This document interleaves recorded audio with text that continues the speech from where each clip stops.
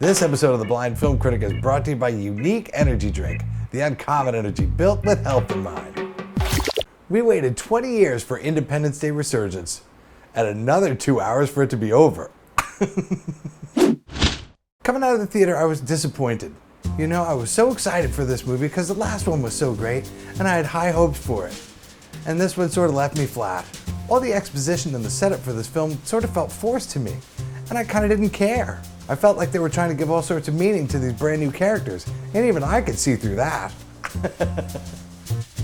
Typically in these CGI movies, when there's a fight, nobody talks to each other. It's just a lot of grunting and growling and sound effects and stuff.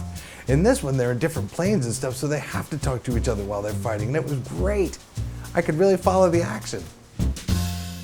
If you like score, there's plenty of it in this movie. I'm hearing somebody talking in a scene, and then all of a sudden there's strings. Where'd they come from?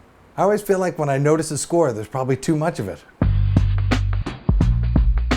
This is like a typical disaster movie where there's a lot of characters, a bunch of backstory, and it's all kinds of things that take away from the actual story. It's distracting. You know, there's some parts of this movie I felt like they had to ask a million people what to do.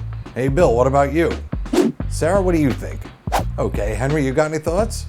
How about it, Mike? Hey Jimmy, what do you think we ought to do here? Sounds good to me, Ben. Tommy, any thoughts? Anybody want to get some popcorn? What about the performances in this one? Well, Jeff Goldblum was terrific.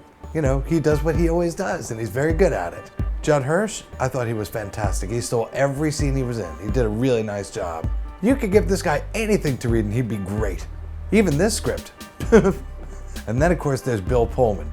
Now, he's an older Bill Pullman, but it really works. You know, we're seeing a different side of him. He's like a fine wine, right? He gets better with age. Anytime these guys come on screen, I feel like the movie's at its absolute best. And then there are some of the newer characters. For example, Liam Hemsworth. Now, I don't know if that's his fault or just the way they wrote it, but I just didn't care. I felt like his scenes were flat. I'm not terribly familiar with Maika Monroe's work. However, I thought of all the younger actors, she was probably the best. And she was playing opposite Bill Pullman, which always helps. And believe it or not, I really like the aliens. And that goes to the script writing. When they were on screen, I loved it. I wanted more. For Independence Day Resurgence, I'm gonna give it 2.5 out of 4 eyes open. You know, there's a point in this movie where I felt like if I was watching this at home, I'd probably be doing laundry or something else.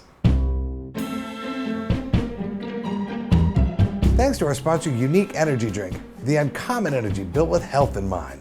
You know, what's different about this than other energy drinks is it's got red reishi mushrooms. Yeah, that gives you more of a cognitive lift rather than a physical one. The objective of Unique is to give you the benefit of the other drinks without the negative effects, you know, like the jitters or the rapid heart rate. To find out where you can get Unique, just go to the website, uniqueenergydrink.com.